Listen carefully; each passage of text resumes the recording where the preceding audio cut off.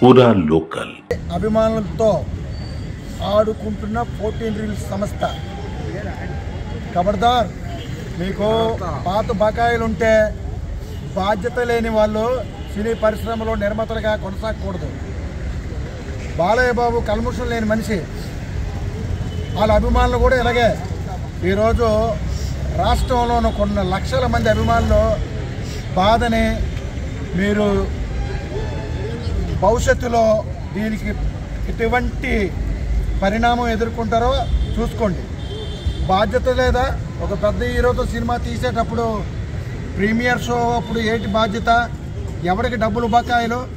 ఎప్పుడో పాత సినిమా డబ్బుల కోసం హైకోర్టులో స్టేలు వేసేంత వరకు కూడా నిర్మాతలు చూసుకోకుండా అగ్ర హీరో విశ్వవిఖ్యాత నట సార్వభౌముడు బిడ్డ ఈరోజు మా అందరినీ బాధ పెట్టినందుకు గాజువాక మోహిని కాంప్లెక్స్లో ఎంతోమంది అభిమానులు నిరాశతో వెనుదిరిగి ఈరోజు ఎటువంటి మెసేజ్ లేకుండా సిగ్గు లేదా? 14 రీల్స్ వరకే తప్పు అయిపోయింది, క్షమాపణ. ఈరోజు ప్రీమియర్ షో క్యాన్సిల్ అయిపోయింది. ప్రీమియర్ షో క్యాన్సిల్ అయిపోతే రేపు పరిస్థితి ఏంటి? రేపు మార్నింగ్ 7 గంటల షో ఉందా లేదా చెప్పవలసిన బాధ్యత లేదా? 600 రూపాయలతో ప్రీమియర్ షోకి కూలీ నాలి చేసుకున్న నందమూరి అభిమానులు ఈరోజు టికెట్లు తీసుకొని రాత్రి సినిమా చూడడానికి సమయానికి వస్తే 6 గంటల సమయంలో షో క్యాన్సిల్ అని చెప్తున్నారు. ఇది ఒక విశ్వవిఖ్యాత నట సార్వభౌముడు బిడ్డ అయినటువంటి నందమూరి బాలకృష్ణ బాబుకి, నందమూరి అభిమానులకి తీరని బాధాకరమైన రోజుగా మేము నిర్ణయిస్తున్నాం ఈ రకమైన చర్యలు.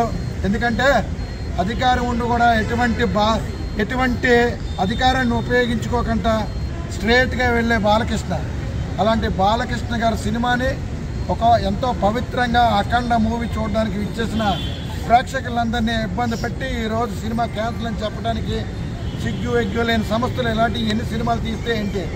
ఈరోజు చాలా బాధతో మాట్లాడుతున్నాం ఒక అభిమానిగా. చాలా అన్యాయము. దీని మీద మీరు అభిమానులకి ప్రత్యేకంగా క్షమాపణ చెప్పాలి. అంత డబ్బులతో ముడిపడిన వ్యాపారాలు చేసేటప్పుడు ముందుగా చూసుకోవాలి. ఈరోజు ఇప్పటికిప్పుడు ప్రీమియర్ షో క్యాన్సిల్ అయింది, బుకింగ్లు ఓపెన్ చేసి డబ్బులు తీసుకోండి ఈ రకంగా చెప్తారు. ఎందుకంటే ఇంకో హీరో అయితే ముందుగానే చొరవ తీసుకుంటారు. మా బాలయ్య బాబు సినిమా నటన వరకే. నిర్మాతలు చేసే పని నిర్మాతలు చేయాలి, అభిమానులు చేసే పని అభిమానులు చేయాలి. కానీ ఇది చాలా దైవంతో కూడుకున్న మూవీని ఈ రకమైన బదనాం చేద్దాం అనుకున్న ప్రతి ఒక్కడికి ఆ శివుడు ఎవరిని కూడా విడిచిపెట్టడు. దయచేసి తక్షణమే నందమూరి అభిమానులకు క్షమాపణ చెప్పాలని కోరుకుంటున్నాం.